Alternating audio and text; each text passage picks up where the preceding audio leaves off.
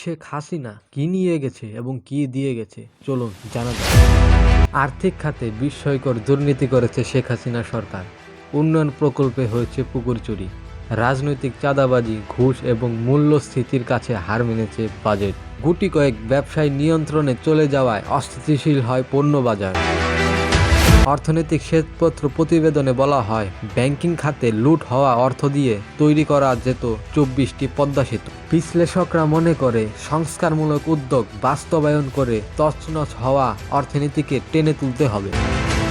গেল 15 বছর জনগণ দেখেছে ছোট, মাঝারি এবং মেগা প্রকল্পের হিড়িক। কিন্তু এই সব প্রকল্পের অনেকগুলো নিয়ে প্রশ্ন ছিল, জনগণের অভিযোগ ছিল বাস্তবতা।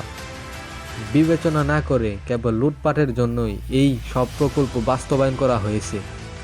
প্রধান উপদেষ্টার কাছে জমা দেওয়া অর্থনীতির শীতপত্রে ওঠে সেই লাগামহীন অনিয়ম এবং দুর্নীতির চিত্র।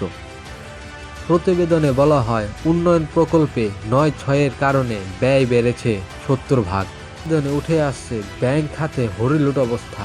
বলা হয়, ব্যাংক খাতে ভঙ্গুর হয়েছে রাজনৈতিক হস্তক্ষেপ। এই খাতে লোপাট হওয়া অর্থে 14টি মেট্রো রেল এবং 24টি পদ্মা সেতু নির্মাণ করা সম্ভব। বছরে পাচার হয়েছে $16 বিলিয়ন বা প্রায় 2 লাখ কোটি টাকা।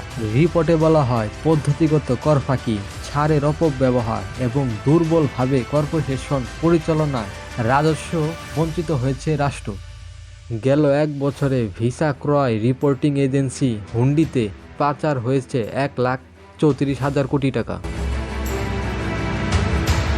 360 ডিগ্রি নিউজ, বিডি, মানিকগঞ্জ।